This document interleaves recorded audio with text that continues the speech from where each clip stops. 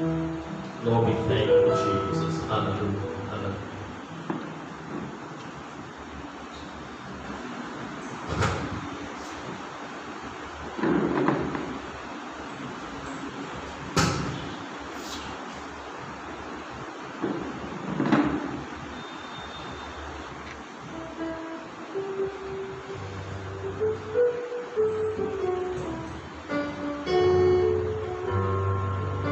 హల్లెలూయా. దేవుని నామానికి మహిమ కలుగుగాక. ఒకసారి అందరం గట్టిగా హల్లెలూయా చెప్పి దేవుని స్తుతిద్దాం. హల్లెలూయా, హల్లెలూయా. దేవుడు మరి యొక్క పునరుద్ధాన దినాన్ని మనకు అనుగ్రహించారు. ఆయన స్తుతించడానికి, ఆయన నామాన్ని మహిమపరచడానికి మరి యొక్క సమయాన్ని మనకు ఆయన అనుగ్రహించి ఉన్నారు. మరి అంతకన్నా ముఖ్యంగా మనల్ని సజీవులుగా ఉంచి ఆయన సన్నిధిలో మనల్ని నిలవబెట్టుకున్నారు. దేవునికి స్తోత్రములు. అందరి బట్టి ఎల్లప్పుడూ కూడా దేవుని నామాన్ని మనం మహిమపరచాలి. ఆయన కృపణల గురించి నిరంతరము మనము పొగడాలి, పాడాలి, కీర్తించాలి. ఈ పాట పాడుతూ దేవుని స్తుతిద్దాం. నేను ఎల్లప్పుడూ మహోన్నతుని సన్నతించెదను, ఆయన కృపణలో నిరంతరము నేను పొగడేదను అనే పాట పాడుకుంటూ దేవుని నామాన్ని మహిమపరచుదాం.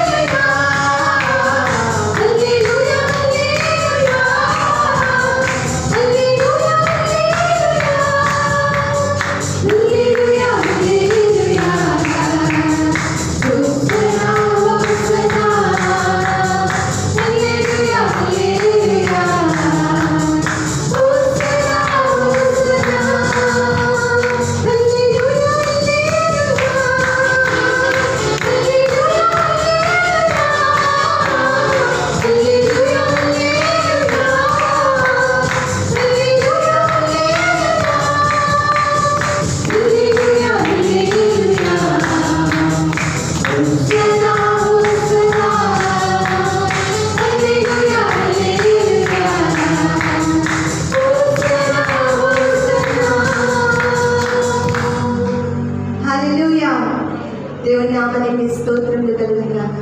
శత్రు భయము మనకు లేదు. దేవుడు మనకు తోడుగా ఉంటే ప్రాణ భయము అస్సలే లేదు. ఎన్ని కరోనాలు వచ్చినా, కరోనా లాంటి వ్యాధులు ఎన్ని సంభవించినా మనకు మరణ భయం లేదు. ఎందుకంటే ఈరోజు జీవిస్తున్న మనము ఒకవేళ మరణించినను ఆ నిత్య రాజ్యంలో మనం చేరుతాం. హల్లెలూయా. నిజంగా ఎంత గొప్ప ఆదరణ ఆయన మనకు అనుగ్రహించున్నాడు. అలాంటి దేవుడిని మనం కలిగి ఉండటం దేవుడు మనకి ఇచ్చినటువంటి ధన్యత. దేవుడి నామాన్ని స్తుతిద్దాం. దేవుడి నామాన్ని ఆరాధించేదేను నిన్ను నా యేసయ్య ఆత్మతో సత్యముతో. అలాంటి దేవుడిని మనం ఆరాధించాలి. మనల్ని సృష్టించిన సృష్టికర్తను మనం పూజించాలి, ఆరాధించాలి. మనకు తండ్రిగా ఉన్న దేవాది దేవుని నిత్యము కొనియాడాలి. పాట పాడుతూ దేవుని నామాన్ని మనం మహిమపరుస్తాము.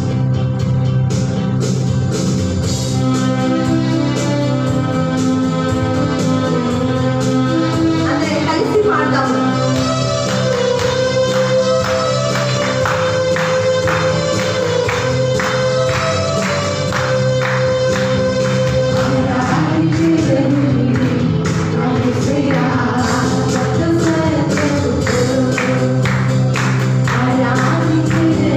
I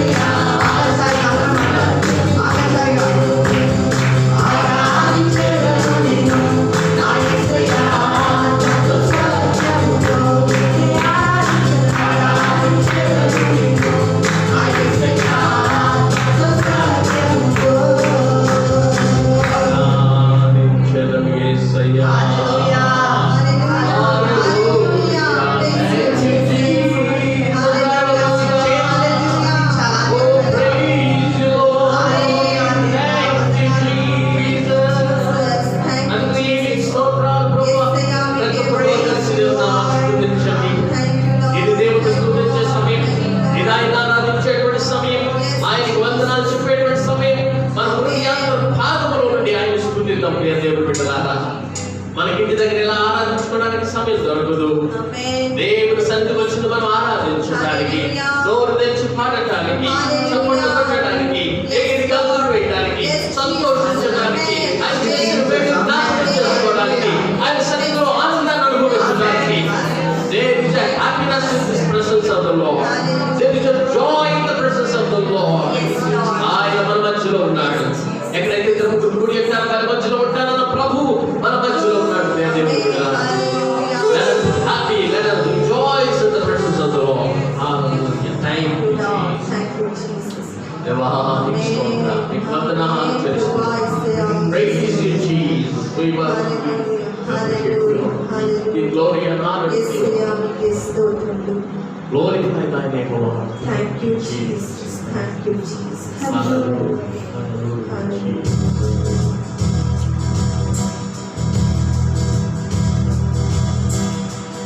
ఎందుకో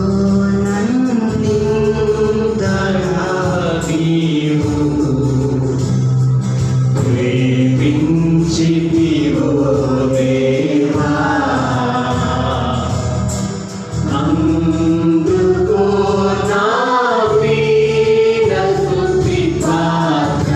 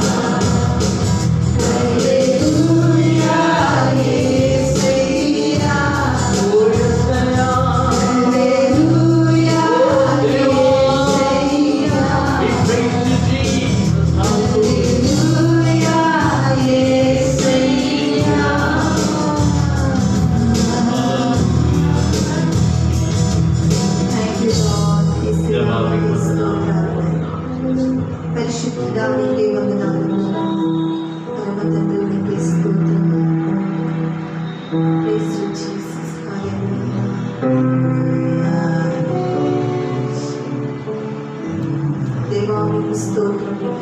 thank you Jesus. Thank you lord.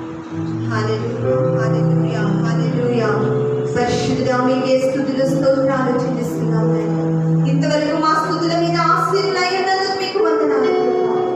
స్తుతి సింహాసనాసీనుడా మీకే వందనాలు తెలియజేస్తున్నాం నాయనా. ఆరాధించే భాగ్యాన్ని మాకు ఇచ్చినందుకు వందనాలు.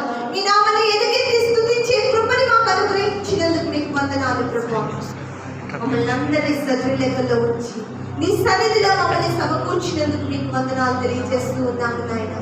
అయ్యా మీకు స్తోత్రాలు. యేసయ్యా మీకే వందనాలు ప్రభువా. స్తుతి ఆరాధనలో మీరు మమ్మల్ని నడిపించారు, మా తోడై ఉన్నారు. మీకు వందనాలు. పాటలు పాటలకు ఇచ్చిన కృపకై మీకు స్తోత్రాలు ప్రభువా. అయ్యా మీ సన్నిధిని మా మధ్యలో ఉంచి మమ్మల్ని ఎత్తి పట్టుకోండి. అయ్యా మీ నడిపింపుని మాకు అనుగ్రహించండి ప్రభువా. కూడి వచ్చిన ప్రతి ఒక్కరిని మీరు దీవించి ఆశీర్వదించండి ప్రభువా. ప్రతి ఒక్కరితో వాక్యం ద్వారా మీరు మాట్లాడమని అడుగుచున్నాం తండ్రి. మీ స్వరాన్ని వినిపింపచేయమని అడుగుచున్నాం యేసయ్యా. మీ గొప్ప పలుకులను మీరు అనుగ్రహించండి నాయన. ఈ సమయం మేము వాక్యాన్ని వినబోచుండగా ప్రభువా ప్రతి ఒక్కరితో మీరు మాట్లాడి మీ దాసులు మీ శిలో చాటు మరుగుపరచండి ప్రభువా. నోటికి నోరుగా ఉండి ప్రభువా మాకు అవసరమైన వర్తమానాన్ని ప్రభువా మీ దాసుల ద్వారా మాకు అందించమని అడుగుచున్నాం. మమ్మల్ని ఎత్తి పట్టుకోమని అడుగుచున్నాం తండ్రి. మీ శిలో చాటును మరుగుపరచు. ప్రతి ఒక్కరిని ఆత్మతో మీరు నింపండి ప్రభువా. మీ మహిమ కార్యాలు మా మధ్యలో జరిగించండి. ఇక్కడికి అడుగు పెట్టిన ప్రతి ఒక్కరు దీవెనలు పొందుకొని తిరిగి వెళ్ళాలి ప్రభా. అట్టి కృప మా మధ్యలో మా మీద మీరు ప్రవహింప చేయమని మమ్మల్ని అందరికీ శ్వాసానికి అప్పగించుకుంటూ యేసుక్రీస్తు నామములో అడిగి వేడుకొచ్చున్నాము తండ్రి. ఆమేన్. హల్లెలూయా. దేవుని నామానికి స్తోత్రాలు. దయచేసి అందరూ కూర్చుందామండి. ప్రభువైన యేసుక్రీస్తు నామములో మీ అందరికీ మా శుభాభివందనాలు తెలియజేస్తూ ఉన్నాను. ప్రియ దేవుని బిడ్డలారా, దేవుని సంఘమా, మీ అందరూ ఈ సమయంలో ఈ రీతిగా ఇక్కడ దేవుని స్తుతించడానికి వచ్చినటువంటి మిమ్మల్ని అందరినీ ప్రేమపూర్వకంగా ఆహ్వానిస్తూ ఉన్నాను. మనలందరినీ దేవుడు సజీవులకు ఉంచినందుకు ఈ దినం వరకు మనము ఆయన రెక్కల నీడలో, ఆయన బలిష్టమైనటువంటి రెక్కల క్రింద మనము సజీవులలో ఉన్న విధానాన్ని బట్టి దేవుని నామాన్ని స్తుతిస్తూ ఉన్నాను. మీరందరూ నిరంతరం మా కోసం ప్రార్థన చేస్తున్నారు, అందుకనే మేము ఈ విధంగా ఉండగలిగాము. సో మిమ్మల్ని అందరినీ అప్రిషియేట్ చేస్తున్నాను, అభినందిస్తున్నాను. ప్రార్థనలు బట్టి, మీరు ఇస్తున్నటువంటి సహకారాన్ని బట్టి, దేవుడు చేస్తున్నటువంటి కార్యాలను బట్టి మేము ఎంతో దేవుని నామాన్ని స్తుతిస్తూ ఉన్నాం. ఆమేన్. హల్లెలూయా.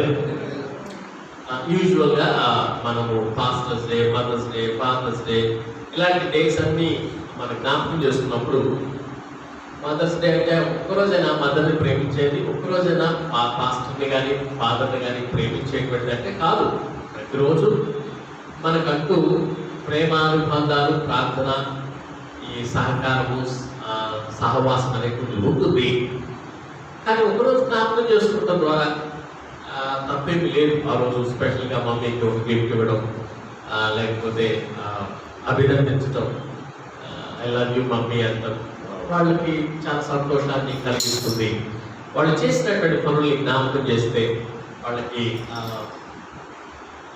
ఇష్టపూర్వకంగా వాళ్ళని అభినందించినప్పుడు తప్పకుండా దేవుని ఇంకా పనిలో ప్రోత్సహించబడతారు, ఈవెన్ పాస్టర్స్ అయినప్పటికీ కూడా. ఎనివే, ఈ రోజు మీకు వాక్యాన్ని మనం ధ్యానించబోతున్నాం. ప్రార్థన చేస్తాం. మొదటి తిమోతి రాసిన పత్రిక, మొదటి తిమోతి పత్రిక 5వ అధ్యాయము 17 నుండి 18 వరకు మనం చదువుకున్నాం. First Timothy chapter 5 verse 17 to 18. మొదటి తిమోతి రాసిన పత్రిక, తిమోతికి రాసిన మొదటి పత్రిక, అపోస్తలుడైన పౌలు చేత రాయబడినటువంటి ఈ పత్రిక 5వ అధ్యాయము 17వ వచనం 18వ వచనం చదువుకుందాం. బాగుగా పాలన చేయు పెద్దలను విశేషముగా వాక్యమందు ఉపదేశమందును వాక్యమందును ఉపదేశమందును ప్రయాసపడు వారిని రెట్టింపు సన్మానములకు పాత్రులనుగా ఎంచవలెను. చాలా 18వ వచనం కూడా చదవండి. ఇందుకు నూర్చెలి ఎందు మూతికి చిక్కము వేయవద్దు అని లేఖనము చెప్పుచున్నది. మరియు పనివాడు తన జీతమునకు పాత్రుడు, ఇద్దరు ముగ్గురు. చాలా ప్రార్థన చేసుకుందాం. పరమ తండ్రి, నన్ను మీ చేతుల్లో సమర్పిస్తున్నానయ్యా. మీరు మీ వాక్యంతో మాతో మాట్లాడండి. నన్ను మమ్మల్ని బలపరచండి. కృప చూపించి మహిమ పొందమని ప్రార్థన చేస్తూ ఈ నామానికే ఘనత మహిమ ప్రభావాలు ఆరోపిస్తూ అంధకార శక్తులు, ఆటశక్తులు, కార్యాలన్నింటినీ దూరపరుస్తూ యేసుక్రీస్తు నామమున అడుగుచున్నాను తండ్రి, ఆమేన్. ప్రియ దేవుని పిల్లలారా, దేవుని యొక్క వాక్యాన్ని మనం ఈరోజు ఈ తిమోతికి రాసినటువంటి పత్రికలో నుండి 5వ అధ్యాయం 17-18 వచనాలు మనం ధ్యానిద్దాం. నిజానికి ఈరోజు పాస్టర్స్ డే సందర్భంగా నేను మాట్లాడాలని ఆశిస్తూ ఉన్నాను. పాస్టర్స్ రెట్టింపు సన్మానానికి పాత్రులు. దేవుని సేవకులు రెట్టింపు సన్మానానికి పాత్రులా? ఎందుకు పాత్రులు? ఎందుకు వాళ్ళని సన్మానించాలి, ఎలా సన్మానించాలి అనే విషయానికి వచ్చి ఈరోజు మనం ధ్యానిద్దాం. ఎందుకంటే యూజువల్గా మదర్స్ డే గురించి మదర్స్ డే గురించి మాట్లాడతాం.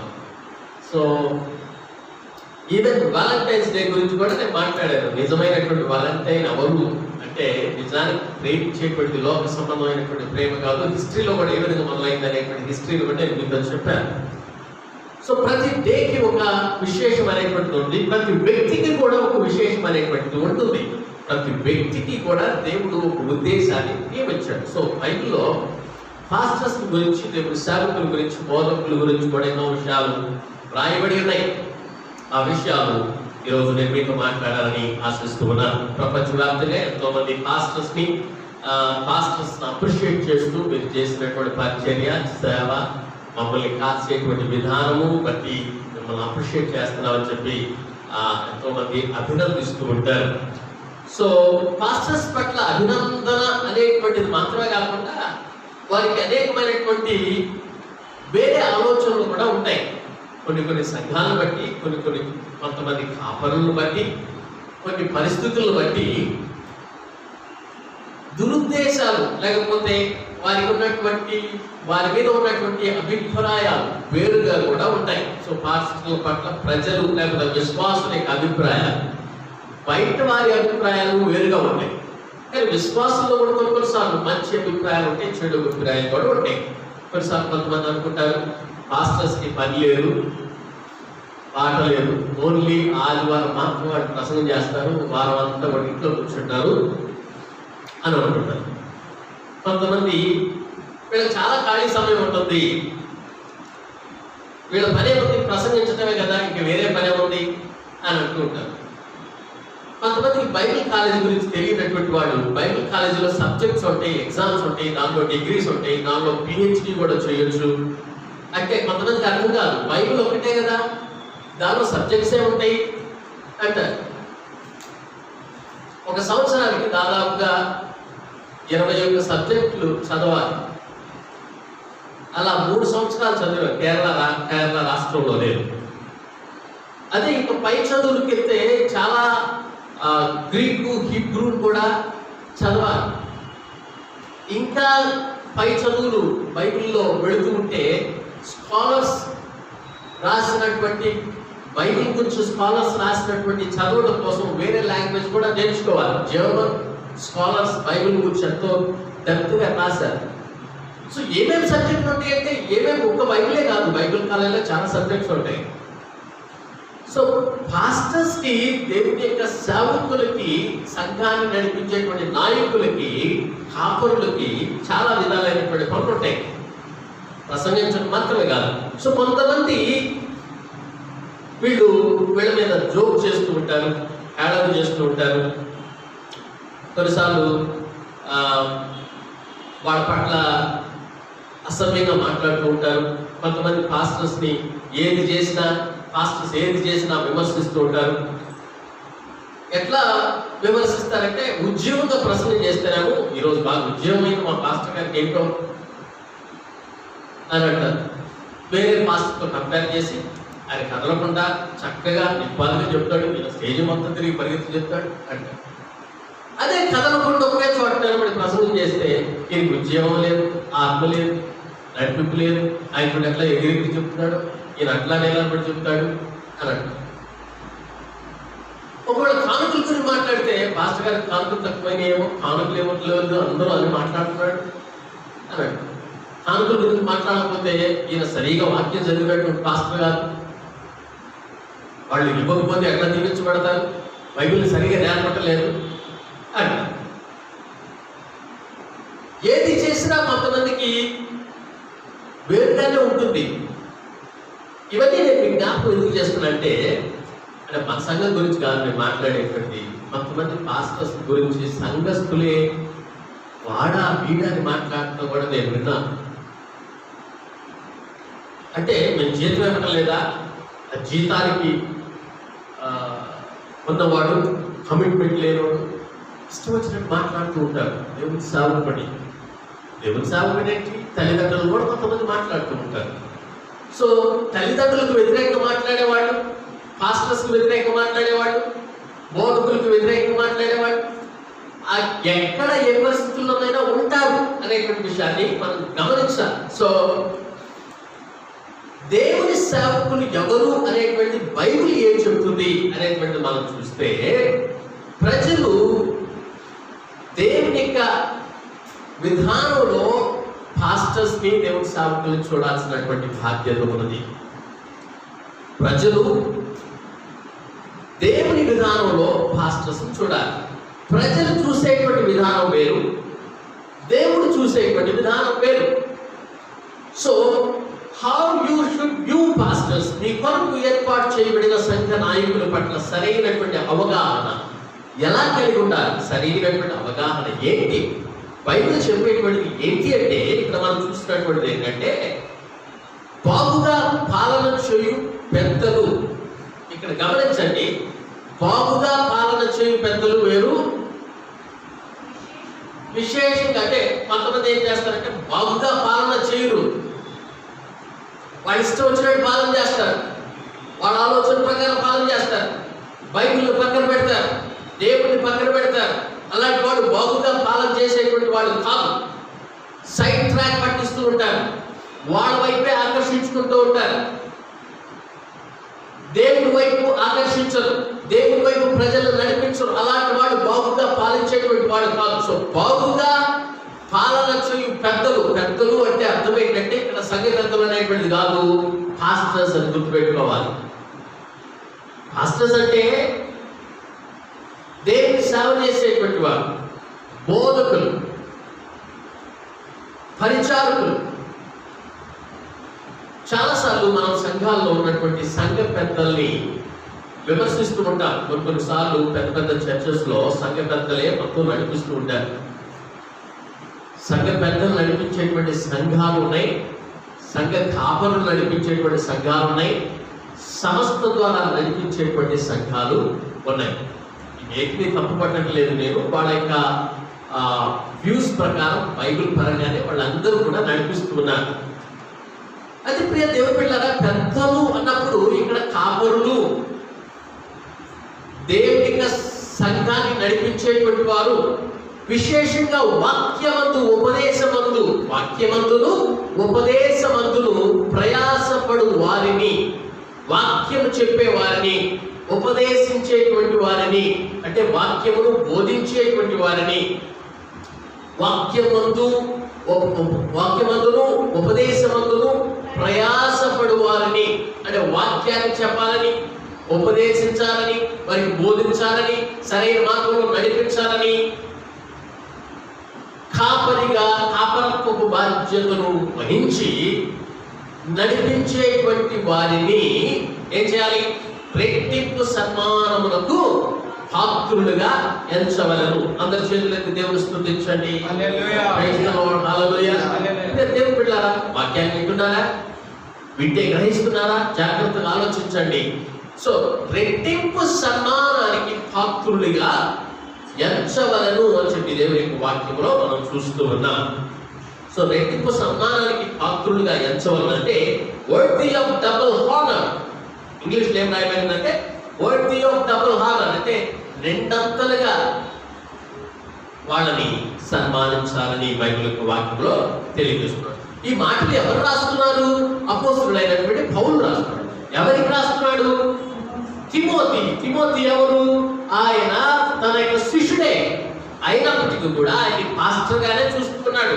తోటి సహకారిగా, తోటి సహకారిగా చూస్తున్నాడు పౌలు. సో తిమోతికి ఏం రాస్తున్నాడంటే, తిమోతి, నీవు ఎఫెసీలో ఉన్నటువంటి సంఘాన్ని నీవు కాస్తున్నావు కదా, కాల్చినప్పుడు నీవు తప్పుడు బోధన గురించి, సరిగా చెప్పనటువంటి బోధకుల గురించి జాగ్రత్త పడాలి. నీ బోధన సరిగా ఉండాలి. ఆ బోధన ద్వారా నీవు కాపరిగా కాయాలి.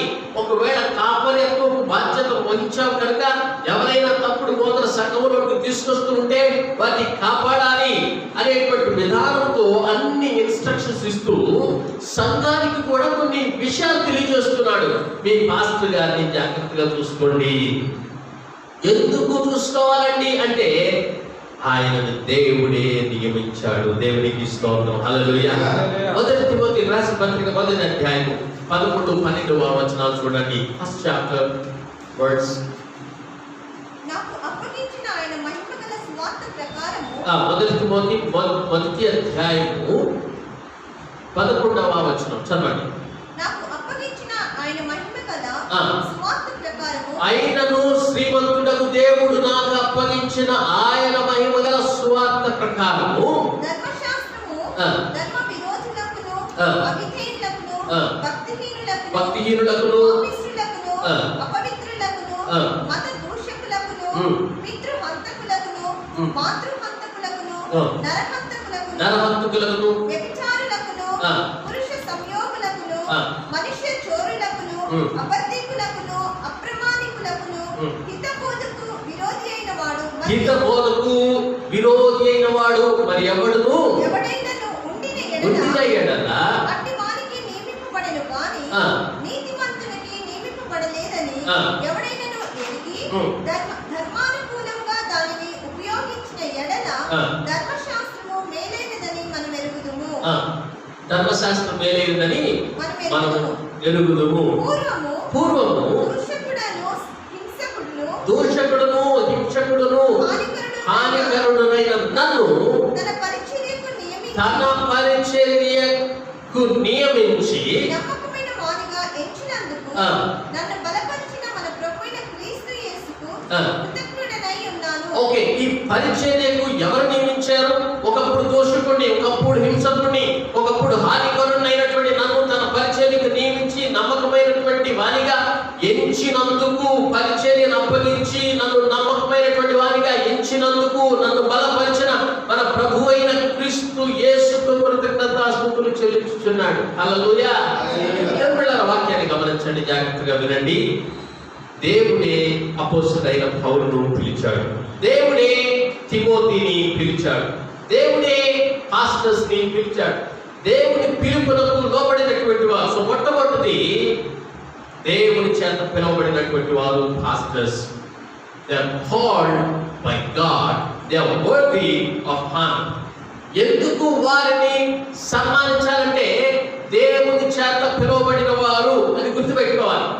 అంటే విశ్వాసంతో దేవుని చేత పిలువబడలేదా? మొదటి పేతురు పత్రిక 2వ అధ్యాయం 9వ వచనం చూడండి. ప్రతి ఒక్క విశ్వాసి కూడా దేవుని చేత పిలువబడ్డాడని అక్కడ రాయబడలేదా? మరియు మొదటి పేతురు 2:9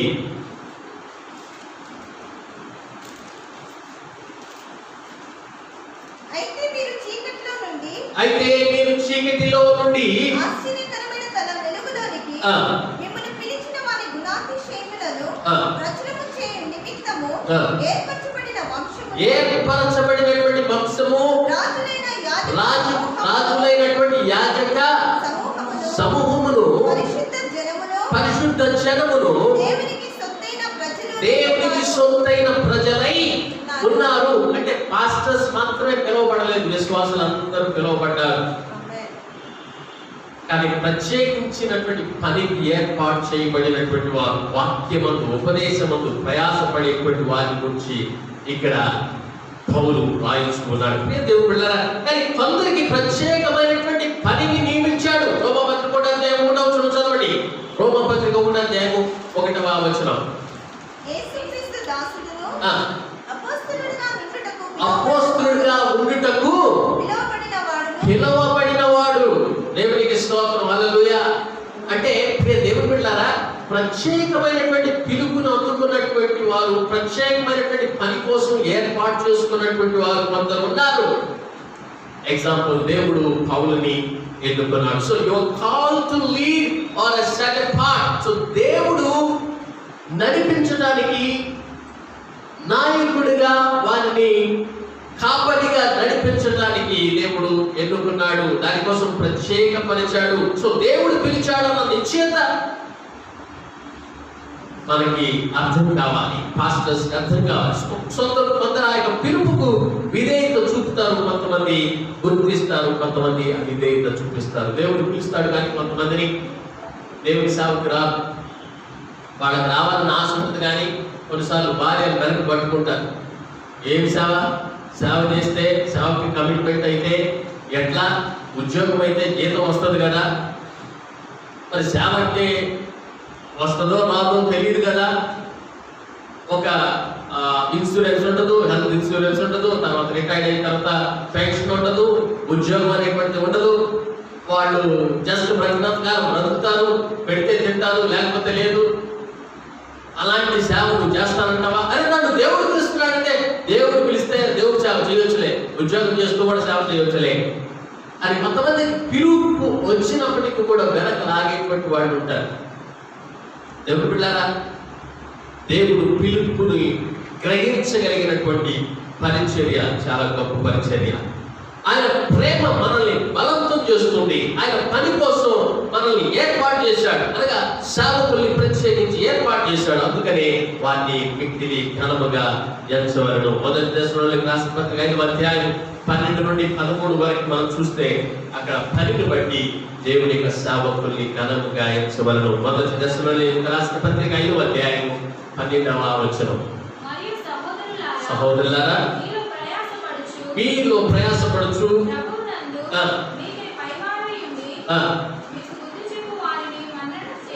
మీకు బుద్ధి చెప్పు వారిని మన్నన చేసి, వారి పనిని బట్టి వారిని ప్రేమతో మిక్కిలి ఘనముగా ఎంచవలెనండి. దేవుడు సేవ చేసేటువంటి పనిని బట్టి, దేవుడు పిలిచిన పిలుపును బట్టి సంఘ కాపరికి గౌరవం అనేటువంటి తప్పకుండా ఇవ్వాలి.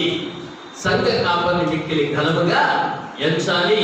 వారిని వారు మనల్ని నడిపిస్తూ ఉన్నారు. They are equipping us, they are giving a coach, they are as a coach are leading us, giving a training. అలాంటి వారిని మనము దేవుడు పిలిచాడు కనుక వారిని సన్మానించాలి. ఆమేన్, హల్లెలూయా. అందరూ చేతులు దేవుడు స్తుతించండి ఒకసారి. ప్రైజ్ ది లార్డ్, హల్లెలూయా. రెండవదిగా దేవుడు వారికి అధికారాన్ని కూడా అనుగ్రహించాడు. దాన్ని బట్టి దేవుని యొక్క దాసుల్ని గౌరవించాలి. సో దేవుడు అధికారంగా ఇచ్చాడు. చాలాసార్లు వాలంటరీగా సేవ చేస్తున్నారు అనుకుంటారు.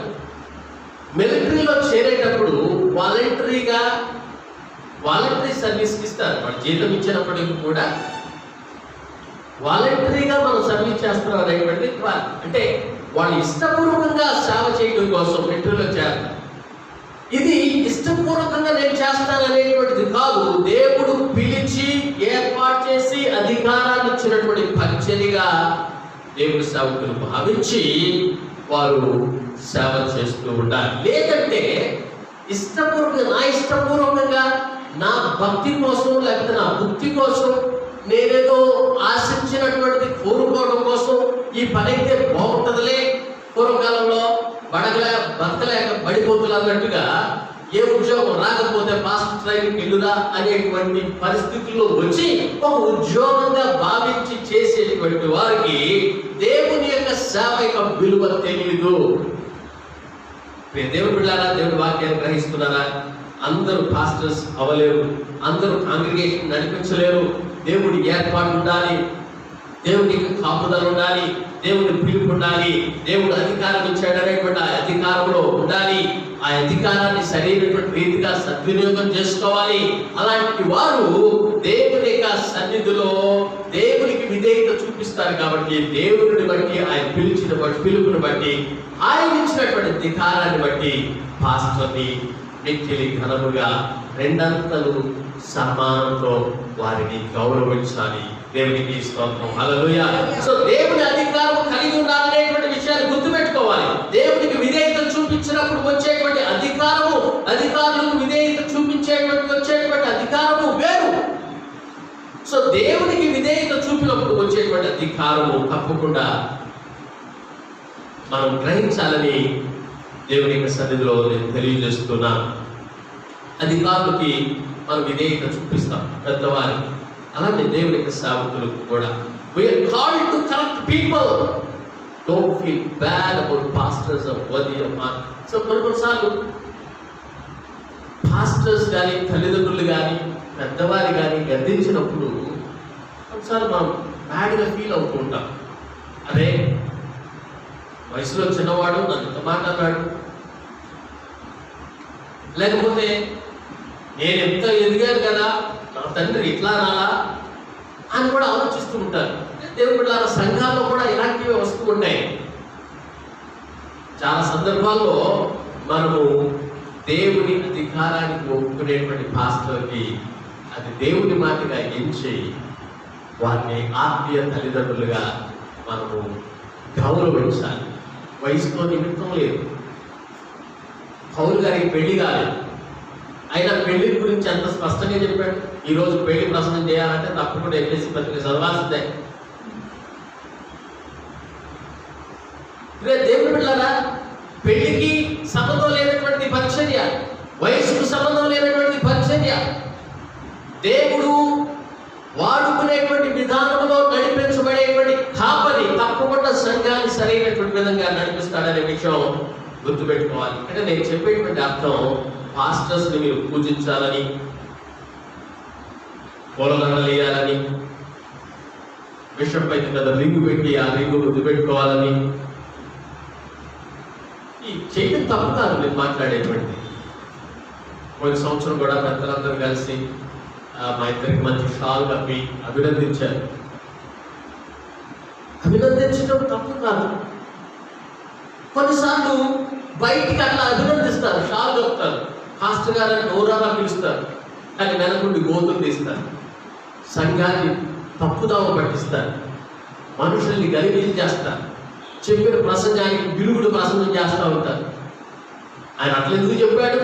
దేవుడి వాక్యం ఎట్లా చెప్తుంది కదా. దేవుడి వాక్యం రెండంచులు కలిగిన ఖడ్గం. దేవుడి వాక్యాన్ని అన్ని విధాలా దాని కాంటెక్స్ట్ తర్వాత విధానాన్ని చూడాలి. మధ్యలో సగం వాక్యాన్ని తీసుకొని వస్తే తప్పుడు బోధలు ఇలానే వచ్చేటువంటి. సో కాబట్టి జాగ్రత్త వహించాలి. సో గిఫ్ట్లు ఇవ్వద్దని, లేకపోతే పూజ చేయొద్దని, లేదా షాల్ కప్పొద్దని, పూలదండలు వేయొద్దని కాదు నా అర్థం. హృదయపూర్వకంగా వారిని సన్మానించాలి. ఒకవేళ అది చేయకపోయినా పర్వాలేదు, కానీ దేవుని సన్నిధిలో పాస్టర్స్ ని, దేవుని యొక్క సేవకుల్ని గౌరవించడం నేర్చుకోండి. నన్ను గౌరవించాలని నేను మీతో చెప్పడం లేదు. ఏ సంఘ కాపరైనా వారిని గౌరవించండి, వాళ్ళ లోపాలు ఎత్తి చూపించకండి. పాస్టర్ గారు అన్నప్పుడు వాళ్ళని గౌరవించండి. తప్పుడు బోధలు వచ్చినప్పుడు ఇంట్లో కూడా రానివ్వద్దని బైబిల్లో ఉంది. అబద్ధ బోధకుల్ని, లేకపోతే సంఘాన్ని చెడిపేటువంటి బోధకుల్ని, యేసు ప్రభు నమ్మనటువంటి వాళ్ళని, యేసు ప్రభుకి వ్యతిరేకంగా చెప్పేటువంటి వారిని ఆహ్వానించొద్దు, ఇంట్లో నుంచి కూడా రానివ్వద్దని బైబిల్ కూడా చెప్తూ ఉంది. అది వేరు. అని పాస్టర్స్ విమర్శించడం, ఇష్టం వచ్చినట్టు మాట్లాడటం, ఆయన అంటున్నాడు, ఈయనట్లు అన్నాడు, అందరు పాస్టర్లు ఇంతే అని ఒక గ్రూప్ ఏర్పాటు చేయడం, పాస్టర్లకు వ్యతిరేకంగా మాట్లాడుకోవడం, ఇవన్నీ కూడా దేవుడు చూస్తూ ఉన్నాడు. స్నేహితులారా, దేవుని బిడ్డలారా, పాస్టర్స్ ఎలా గౌరవించగలం అనేటువంటి విషయాలు, కొన్ని విషయాలు చెప్పి నేను ముగిస్తాను. Few practical ways to honour a pastor. Respect the office of the pastor. Don't speak against pastor. వ్యతిరేకంగా మాట్లాడవకండి. వాక్యానికి విధేయత చూపించండి. వాక్యంతో నేను సరి చేసినప్పుడు, గద్దించినప్పుడు ఆ గద్దింపునకు లోపడండి. Join pastor serving God. సంఘంలో పరిచర్యలో పాల్గొనడానికి సహకరించండి. ఎలాంటి పరిచర్యలో పాల్గొనగలము అని చెప్పి అడగండి. నేను ఓడవాలా, చేసేయాలా, మిస్టేక్ రావాలా, ప్రార్థన చేయాలా, ఒకటి విజిట్ చేయాలా, మీరు ఏదైనా చెప్పండి. నాకు సంఘంలో ఏ పని చేయాలి పాస్టర్ గారు, ఏ అవసరం ఉందని అడగండి. అడిగి తెలుసుకోండి. అలా చేసేటువంటి వారు దేవుని హృదయం కలిగిన వాళ్ళు, పాస్టర్ గురించి ఆలోచించేవాళ్ళు, సంఘాన్ని గురించి ఆలోచించేవాళ్ళు, దేవుని యొక్క సేవల గురించి ఆలోచించేవాళ్ళు. ఇది నిజమైనటువంటి గౌరవించినటువంటి. ఆమేన్, హల్లెలూయా. సో మిరియాము, అహరోను, మోషే ఇద్దరు పెద్దవాళ్ళు. అహరోను అన్న, మిరియాము అక్క. కానీ దేవుడు ఎవరు ఏర్పాటు చేస్తున్నాడు? మోషే అదే ఏర్పాటు చేస్తున్నాడు. నేను వెళ్ళను బాబు అంటే, నీకు అహరోన్ని తోడుగా ఇస్తాను, నీ నోటికి బోరగా ఉంటాడు, నీ మాటకి మాట అందిస్తాడు. కానీ అహరోను కూడా నీవే దేవుడు అంటాడు. వాక్యం చదవని తర్వాత నీవే దేవుడివి అంటే, నువ్వు తమ్ముడువైనా అందరికీ కూడా నీవే దేవుడివి, నీవే నాయకుడివి. మిరియాము కూడా నీవే నాయకుడివి. అహరోను, మిరియాము ఇద్దరు సనుక్కుంటారు. దేవుడు మోషేతోనే మాట్లాడతాడా? అతను దేవుడు మాట్లాడా? నేను లేకుండా వాడు బతికాడా? మోషే నైన్లందులో కొట్టుకుపోతాడు, నేను కదా కాపాడింది. నా మాట లేకుండా ఎంతమంది నడిపించగలిగాడా అనే గర్వం లోపల ఉందేమో వీళ్ళకి తెలియదు. మోషే మీద చనుక్కున్నప్పుడు మిరియాము దృష్టి అనేటువంటి పట్టింది. దాని గురించి నేను ఇప్పుడు వివరించడానికి సమయం లేదు.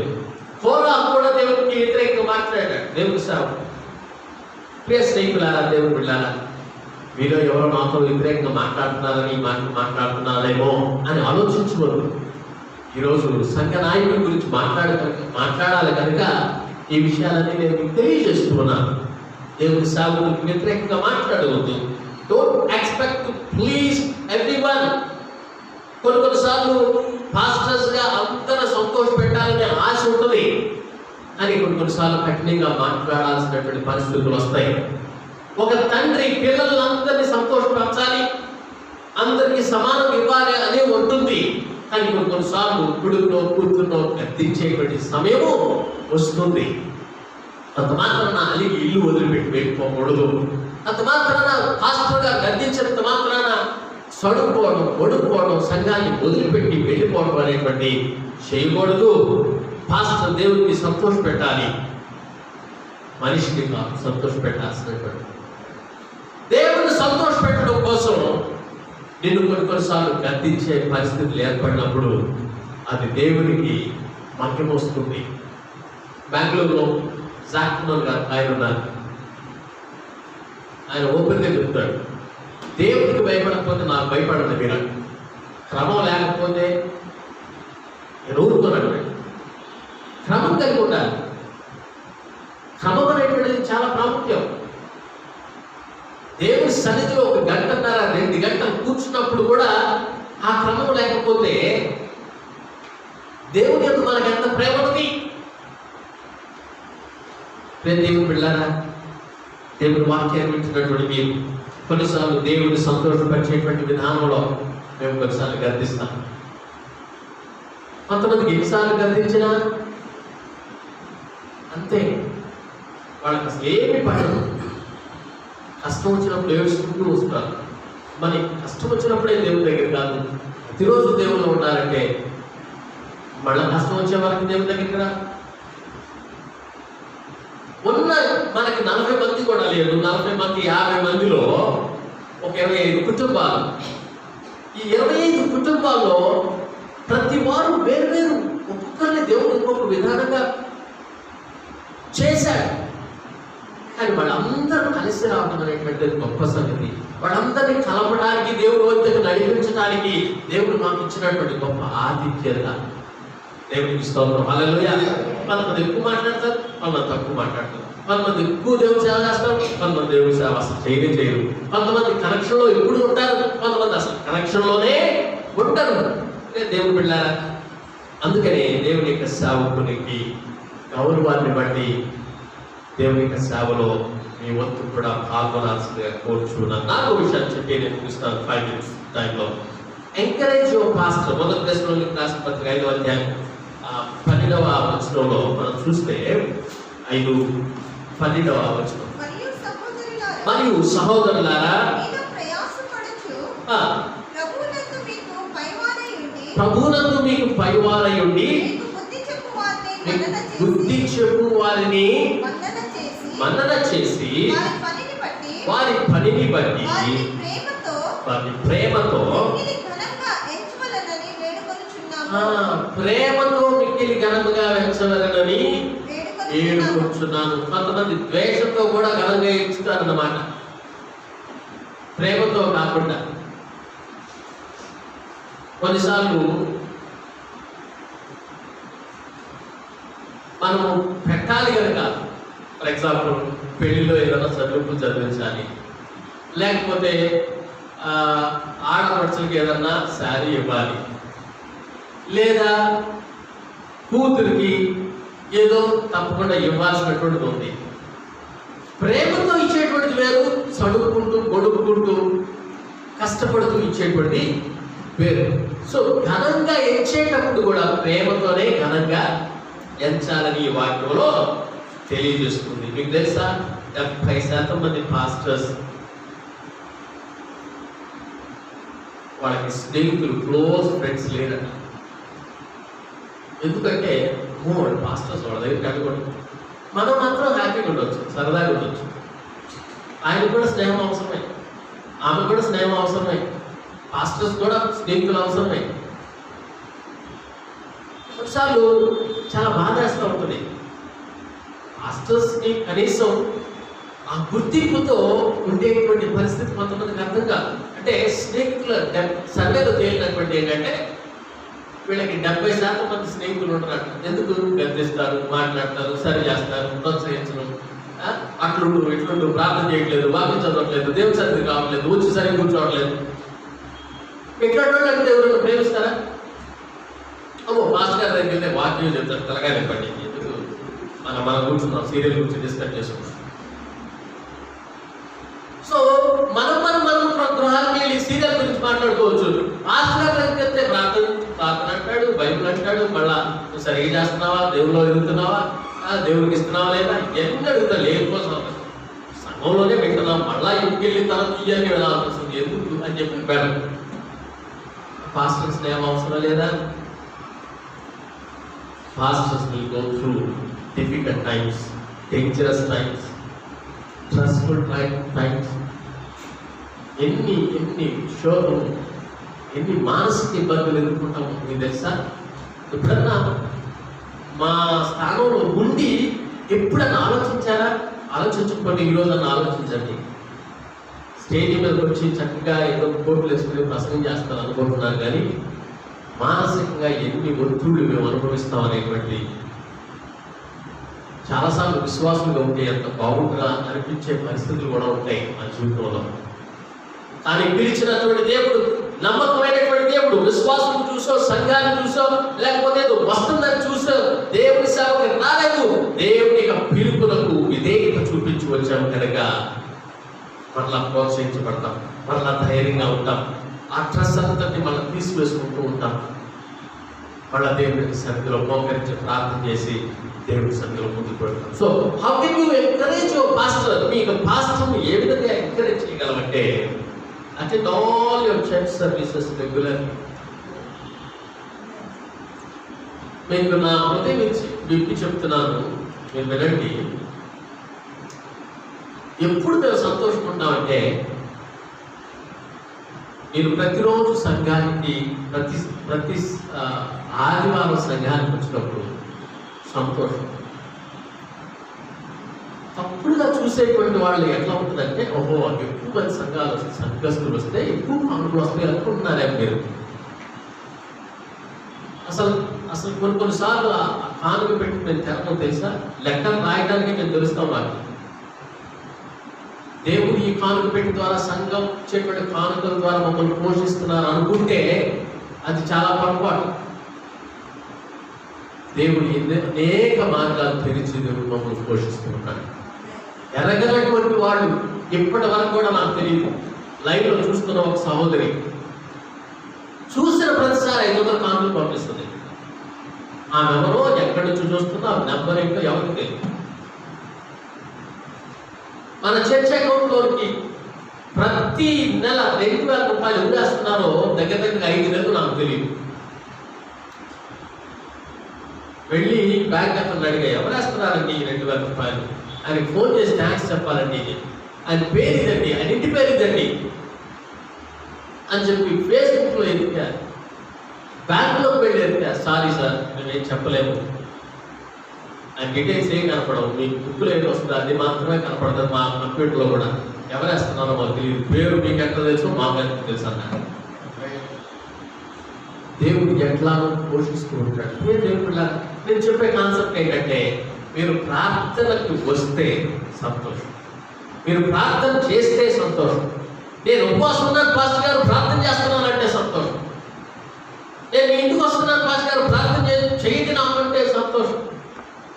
ఈరోజు నాకు నా గృహంలో ఇది అద్భుత కార్యం జరిగిందండి, మీరు ప్రార్థన చేసినందుకు వందనాలు, దేవునికి స్తుతులు చెల్లించండి, సంతోషిస్తున్నానని మీరు ఫోన్ చేస్తే మనకు సంతోషం. అందుకనే మీరు రాకపోతే మాకు డిస్కరేజ్మెంట్ అవుతాం, కృంగిపోతూ ఉంటాం. అటెండ్ ఆల్ ప్రోగ్రామ్స్, ప్రేయర్స్, ప్రార్థనలు ఎవరి కోసం? ఇవాంజలిస్ట్గా ఉంటే రోజు ఒక్కొక్క ఆదివారం ఒక్కొక్క సంఘానికి వెళ్ళి ప్రసంగం చేస్తే కానుక వస్తుంది, చక్కగా బైబిల్ కాలేజీలో నేను టీచ్ చేసుకోవచ్చు, హాయిగా నాకు కూడా వాడు జీతం ఇస్తారు టీచింగ్ చేసినందుకు.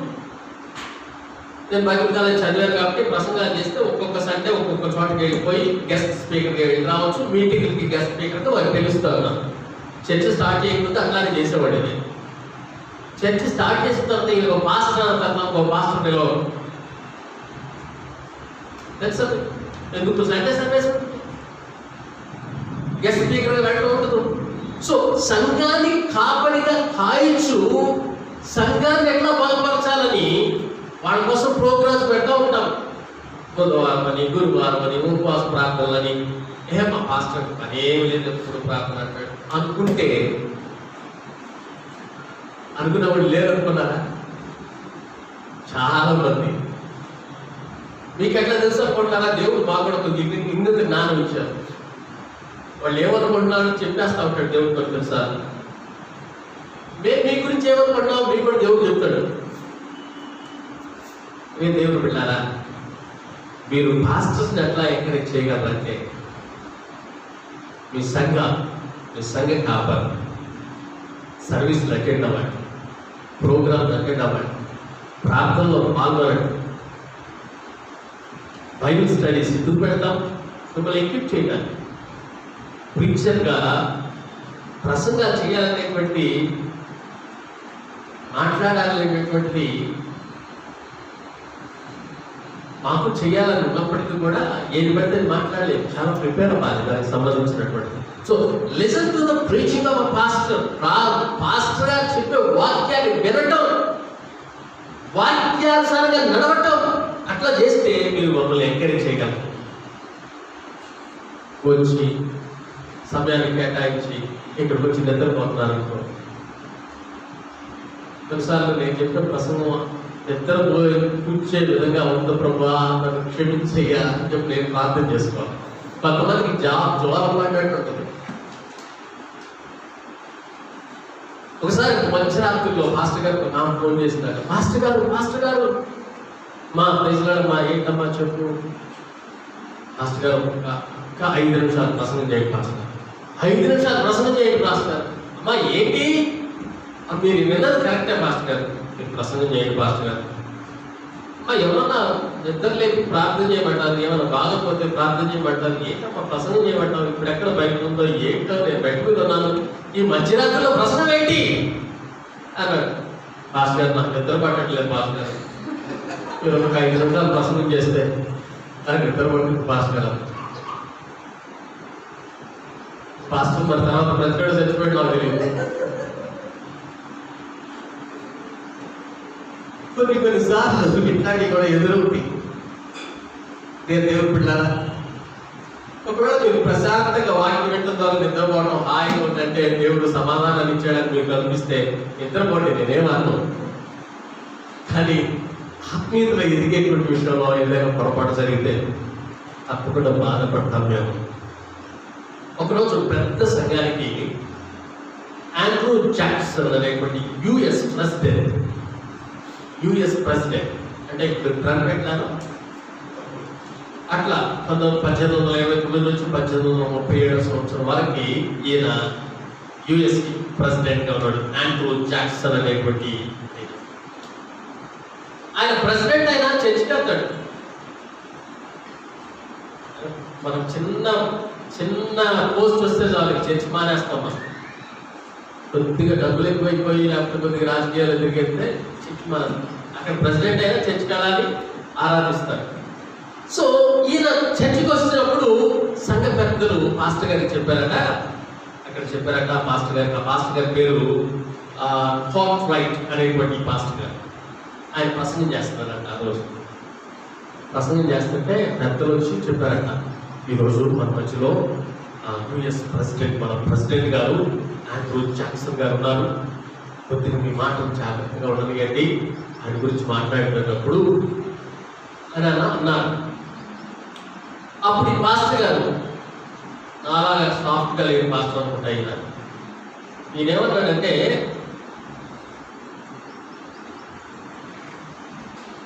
I have been requested to be very guarded in my remarks. Let me say this. Andrew Jackson go to hell if he doesn't repent of his sin. President Jackson గారు మన మధ్యలో ఉన్నారు ఈ ఉదయకాలం అని నాకు తెలుసు. ఆయన గురించి మాట్లాడేటప్పుడు కొద్దిగా జాగ్రత్తగా మాట్లాడమని మన పెద్దలు చెప్పారని కూడా నాకు తెలుసు. కానీ ఆండ్రూ జాక్సన్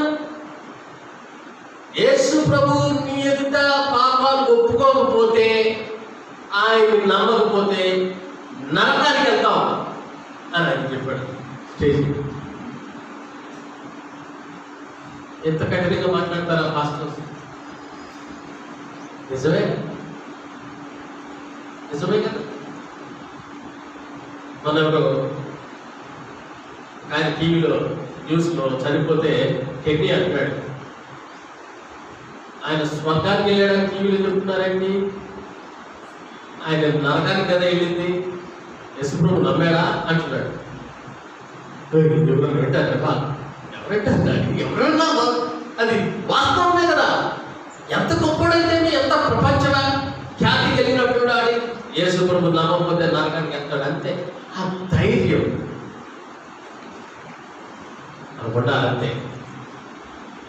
వాళ్ళు ఏమన్నా అనుకోండి, దేవుని బిడ్డలారా ఈ మాటలు ఎందుకు చెప్తున్నానంటే, నేను సంఘ కాపరికి దేవుడే పిలిచాడు. నెంబర్ 1, సంఘ కాపరికి దేవుడే అధికారం ఇచ్చాడు. నెంబర్ 2, ఆమేన్. అందుకనే ఆయన్ని సన్మానించాలి. నెంబర్ 3. నెంబర్ 4, అందుకనే ఆయన ఎంకరేజ్ చేయాలి.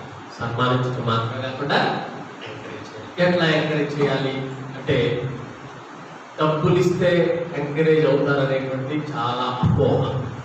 నేను చెప్పాను, సంఘానికి మీరు రండి రెగ్యులర్గా, దానంత సంతోషం లేదు.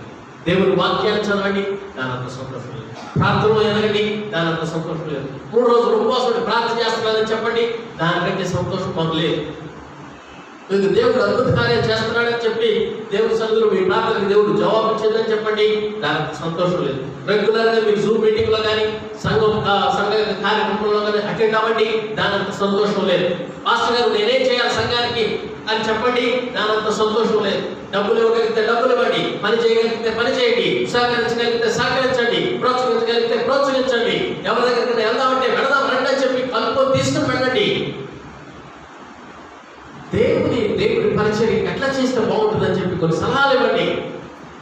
మంట కలిగి ఉండండి. దేవుడు నాకు ఈ ప్రేరేపణ ఇచ్చాడండి, ఇట్లా చేస్తే బాగుంటుందండి మన సంఘానికి అని చెప్పి మన సంఘం డెవలప్ చేద్దాం, దేవుడి సేవ చేద్దాం అనేటువంటి మాట రానియండి.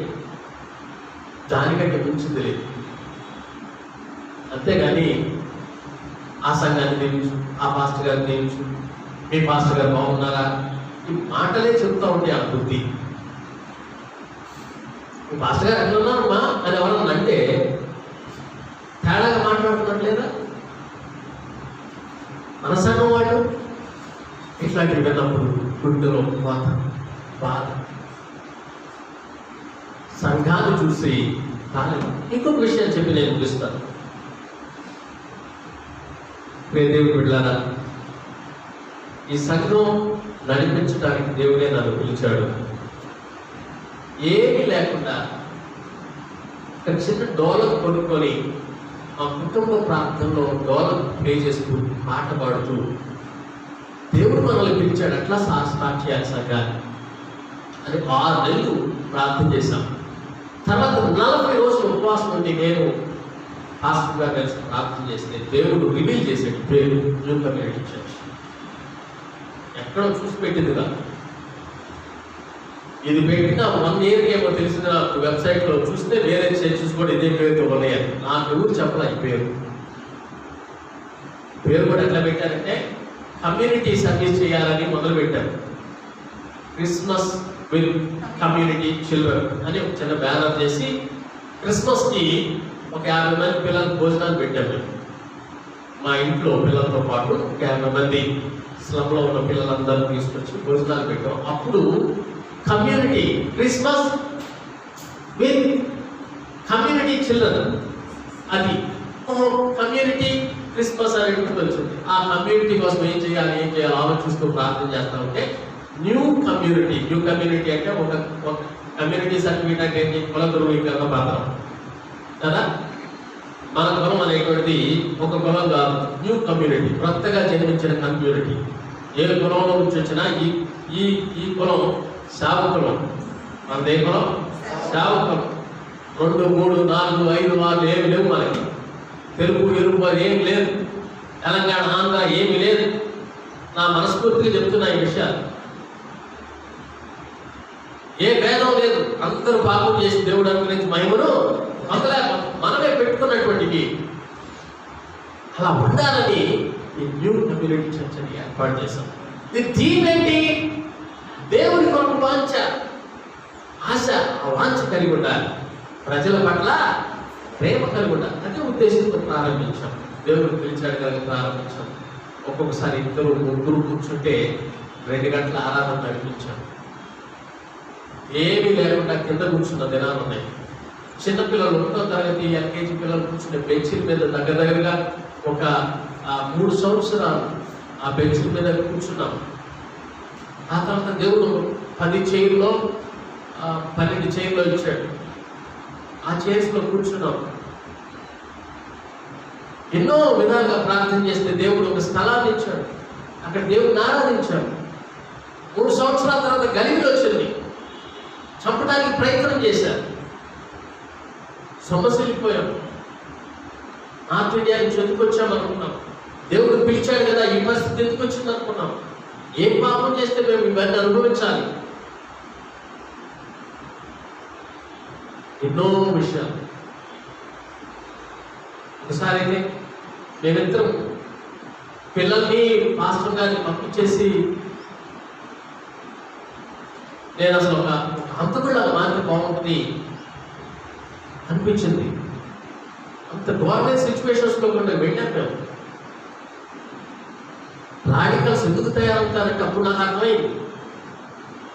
నక్సలైట్లు ఎందుకు తయారవుతారంటే అప్పుడు అర్థమైంది. సొంత నమ్మగలిగినటువంటి తండ్రి లాంటి వాడిని ద్రోహం చేసినప్పుడు మనిషి అట్లా మారిపోతాడు. దేవుడి వాక్యం నన్ను ఇక్కడ నిలబెట్టింది.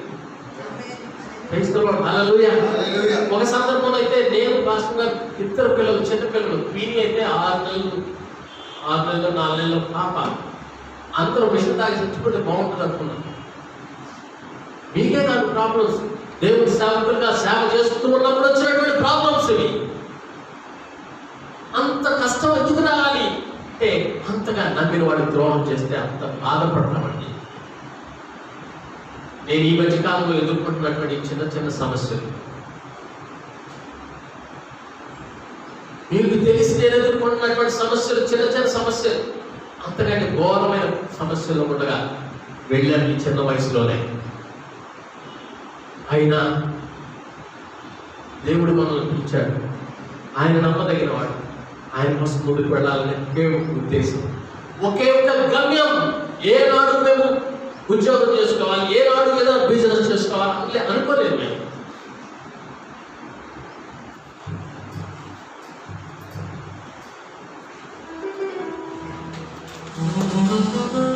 ఓకే, సమయంలో వచ్చి ఒక పాట పాడతారు.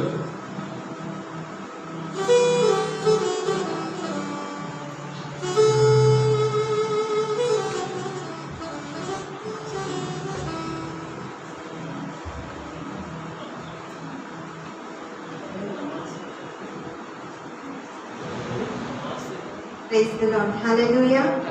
నిజంగా మంచి వాక్యంతో దేవుడు మనల్ని తృప్తిపరిచారని నేను నమ్ముచున్నాను. దేవుడు మనందరితో మాట్లాడారని నేను విశ్వసిస్తున్నాను. మరి ఇంతవరకు మరి దైవజనులు పాస్టర్ గారు, మరి పాస్టర్స్ అంటే ఏంటి, ఎందుకు వారు ఎన్నుకోబడ్డారు, మరి దేవుని పిలుపు మరి వారి పట్ల ఎలా ఉంది, మరి ఏం చేయించున్నారు, అనేక విషయాల గురించి మనకు తెలియపరిచారు. ఒకవేళ మనందరికీ తెలుసు, తెలియకపోయినా అనేక విషయాలు ఈరోజు మనం తెలుసుకున్నాము. మరి ప్రతిసారి సంవత్సరంలో చూస్తే ఏదో ఒక సెలబ్రేషన్ ఉంటుంది. కొన్నిసార్లు వ్యాలంటైన్స్ డే అని, లేదా mother's day, father's day, daughter's day అని, సిస్టర్స్ డే అని, ప్రతి డేకి మనం ఒకరికొకరు కాల్ చేసి మరి విష్ చేసుకుంటున్నాం. హ్యాపీ సిస్టర్స్ డే అని, హ్యాపీ మదర్స్ డే అని, హ్యాపీ ఉమెన్స్ డే అని ప్రతిదానికి విష్ చేసుకుంటూ ఉంటాం. మరి ఈరోజు పాస్టర్స్ డే, మనం అందరం కలిసి మరి దైవదాసుల్ని విష్ చేయాలి. మరి దేవుడు ఆత్మీయ తండ్రిగా ఆయనని మన మధ్యలో నిలవబెట్టారు. నిజంగా ఆత్మీయ తల్లిదండ్రులు ఉండటం మనకు ధన్యత. హల్లెలూయా. నేను చెప్పడానికి ముందు ఒక విషయం మీకు తెలియజేయాలని ఆశిస్తూ ఉన్నాను. సమయం చాలా అయితే అయినప్పటికీ ఒక చిన్న విషయం. మా వివాహం అవ్వడానికి ముందు మాకు పెళ్లి చూపులు జరిగిన తర్వాత పాస్టర్ గారు నాతో మాట్లాడుతూ ఒక మాట చెప్పారు. ఇందాక పాస్టర్ గారు చెప్తూ ఉంటే ఆ విషయం నాకు గుర్తొచ్చింది. నేను మా ఫ్యామిలీ సైడ్ అందరూ కూడా ఉద్యోగంలో ఉన్నవారు, అందరూ గవర్నమెంట్ జాబ్ హోల్డర్స్. సో నన్ను కూడా మంచిగా చదివించి గవర్నమెంట్లో సెటిల్ చేయాలని వాళ్ళు తలంచారు.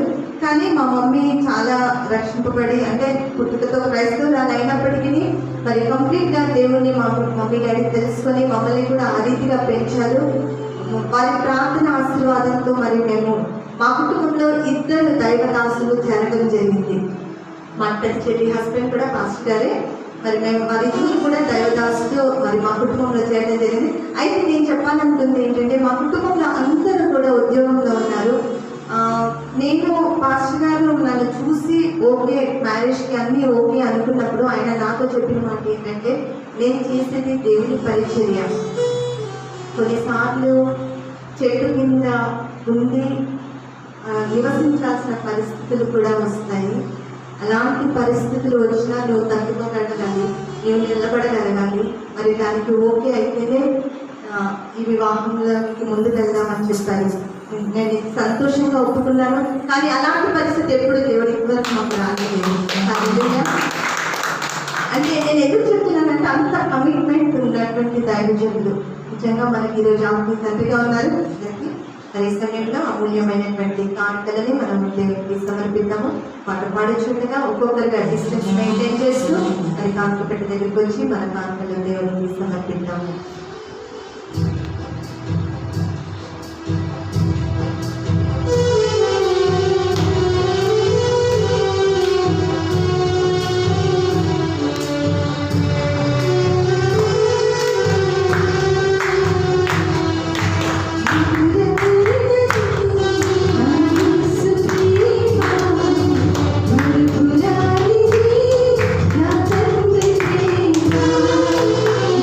Mudra